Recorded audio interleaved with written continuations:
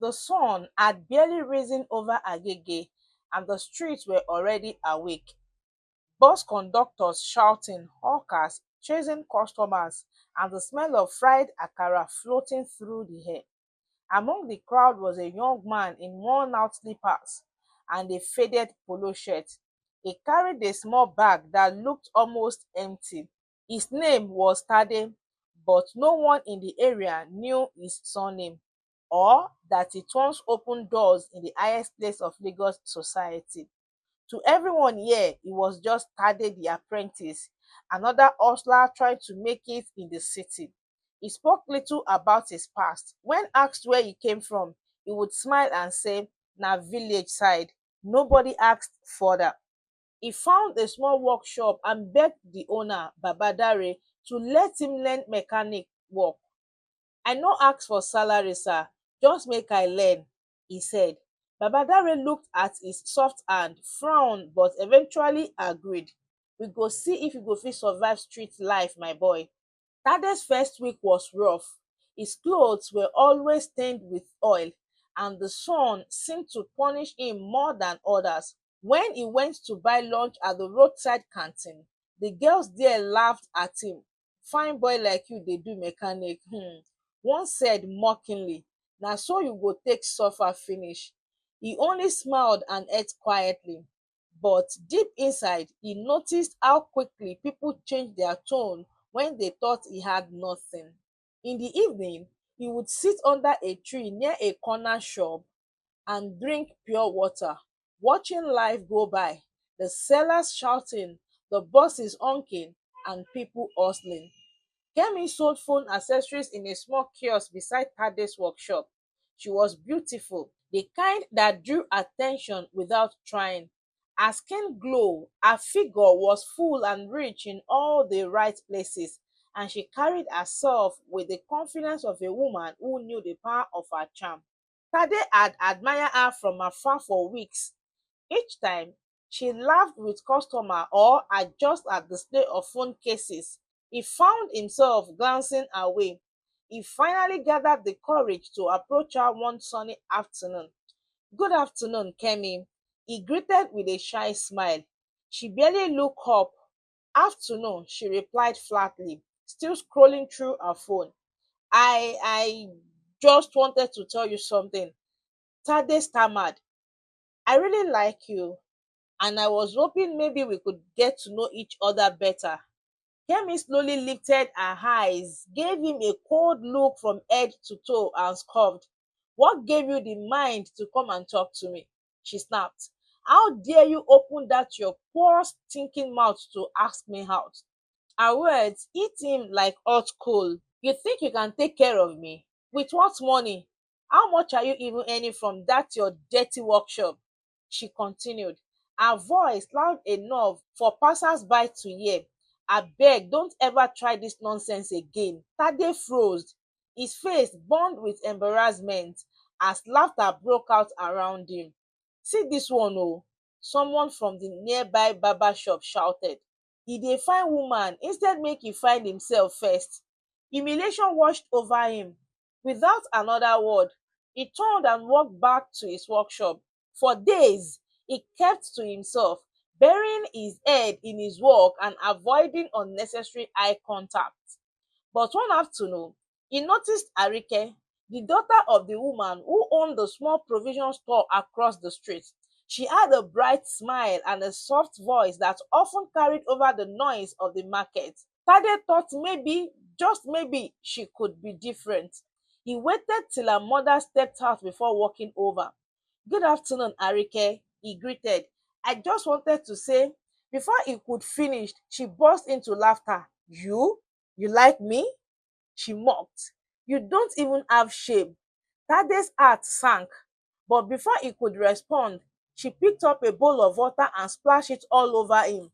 "Don't ever come near me again," she screamed, storming aside. Moments later, her mother came out, shouting at the top of her voice, "God forbid! This useless boy has brought bad luck to my daughter," she cried, calling on neighbors to witness the scene. "He should be sent away from this area before he destroys another person's destiny." People gathered, whispering and laughing. Some jeered, others shook their heads in mock pity. Tade stood drenched, humiliated yet again. He wanted to disappear. As he turned to leave, Arike came out again, carrying another bowl of water. I said, "Don't ever come near me again," she yelled, lifting the bowl. But before she could pour it, a voice cut through the commotion. "Stop it! Leave him alone." Everyone turned. It was Ireti, a young woman who lived with her stepmother.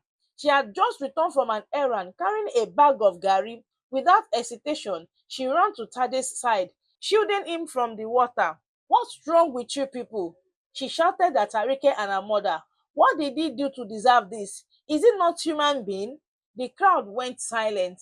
Ireti gently held Tade's arm, helping him to his feet. "Come, let's get you away from here," she said softly. She led him to a quiet corner beside her stepmother's shop and offered him a piece of clothes to dry himself. Tade was speechless. No one had ever stood up for him before, not since his father's death. He looked at Ireti, trying to understand what kind of heart she had. Her clothes were simple, her slippers worn out, but her eyes shone with genuine kindness. "Why did you help me?" he asked quietly. "Because you didn't deserve what they did to you," she replied, smiling faintly. "Being poor doesn't make you less of a person." For the first time in a long time, Tade felt something warm in his chest. Hope. From that day on, he found reasons to pass by Ireti's stepmother's shop. Ireti worked at the small corner shop owned by her wicked stepmother, Mama Ronke. Everyone in the neighborhood knew the woman, loud, greedy, and always scolding Ireti for one thing or the other. "Lazy girl," she would shout. "If not that your father left you for me, I for don throw you comot since." But Ireti never talked back. She worked from morning till night, cleaning, cooking, and managing the shop. Her only joy was her quiet moments after closing, when she would sit by the shop front, humming to herself as she counted coins. One evening, Tade came to buy bread. Their eyes met briefly. "Good evening," he said. She smiled faintly. "Good evening. Bread is 350 naira." She was simple, kind, and carried a calmness that felt like peace in a noisy world.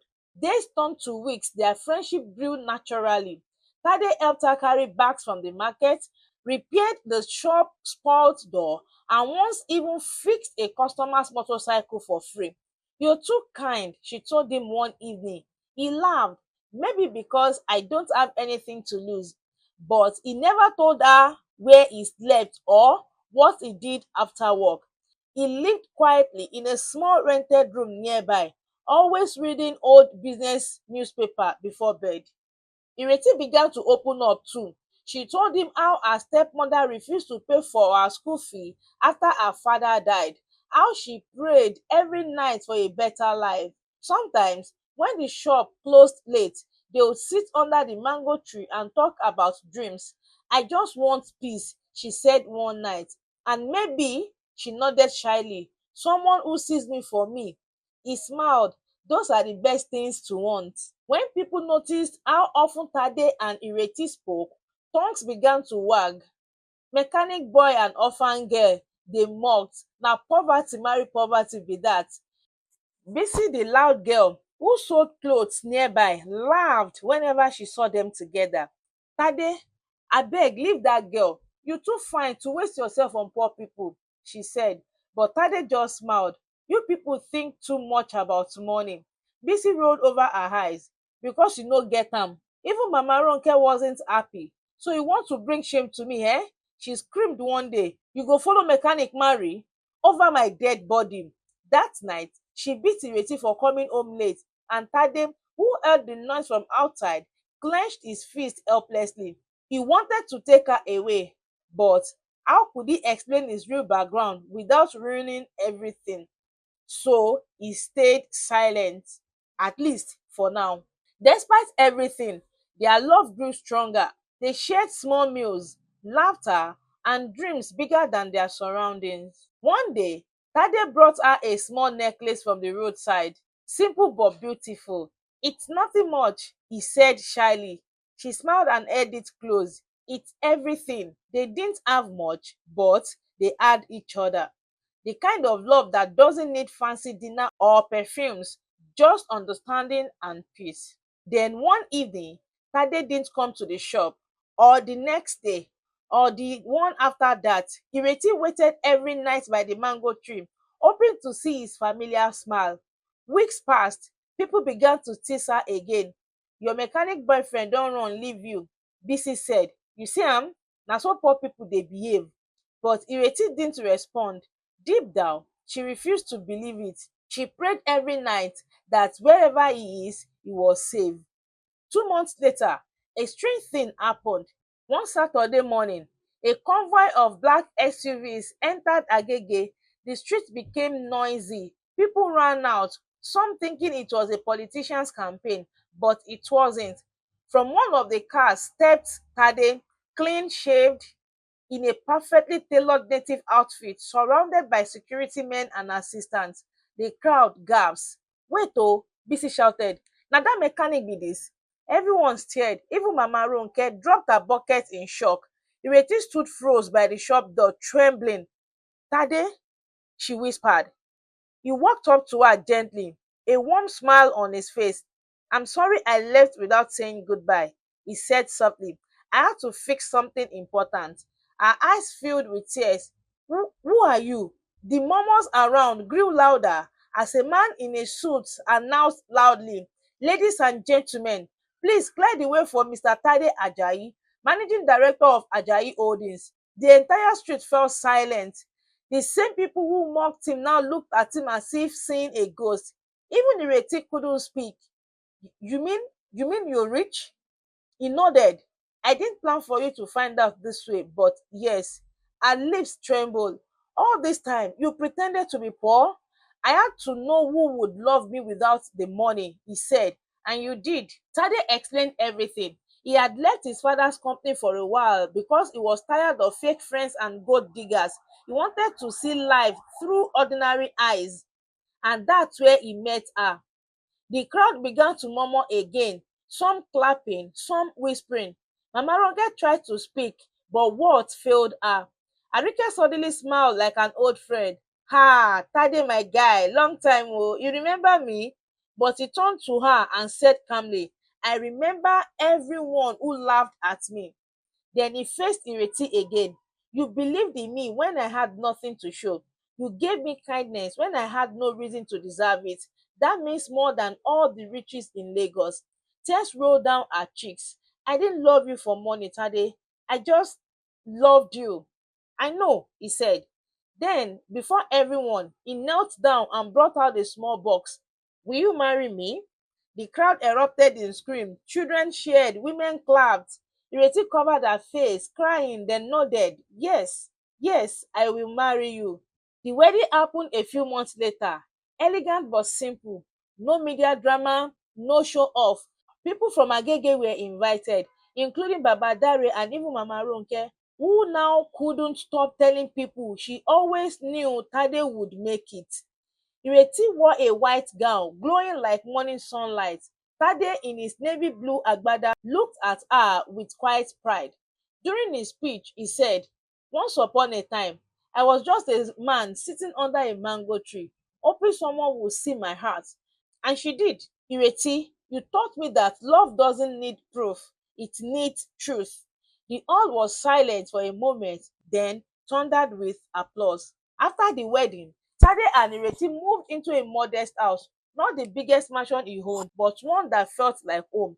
Together, they started a foundation to help orphan and apprentice, the same people the world often overlooks. On weekends, they visited Agege again, this time to bless others. And whenever people asked Ireti how she found such a man, she smiled and said, I didn't find a billionaire. I found a kind man. The world later told me you had money. Moral lesson: love doesn't seek bank accounts, it seeks heart. Wealth can build a house, but only kindness can build a home. Because in the end, it wasn't Tade's billion that made Ireti say yes, it was his humility, his patience, and is art. If you enjoy this story, you sure would enjoy other story that will be coming up on this channel. Kindly subscribe to this channel, hit on the notification bell so you get notified when other stories drop. And don't forget to give me a thumbs up, leave me a comment in the comment section, and do well to share with friends and family. Till I come your way again in my next story. This is Bolurex saying bye for now.